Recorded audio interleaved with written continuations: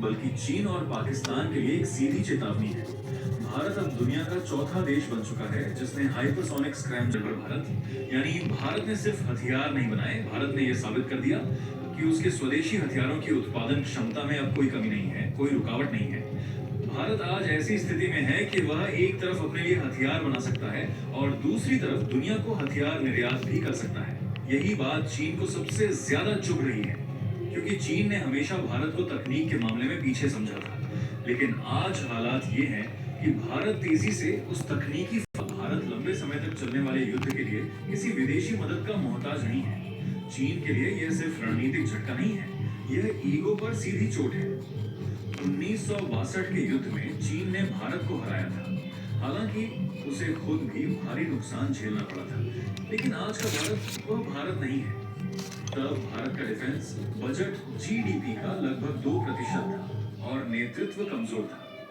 आज भारत भले ही 1.9% जीडीपी खर्च करता हो, लेकिन उस बजट का बड़ा हिस्सा स्वदेशीकरण और भविष्य की तैयारी में लगाया जा रहा है।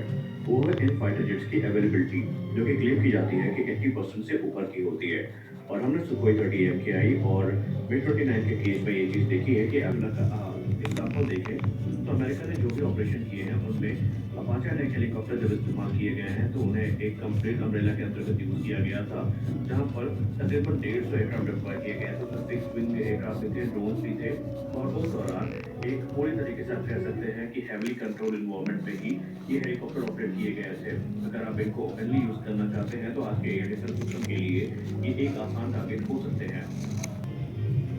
ये होने वाली है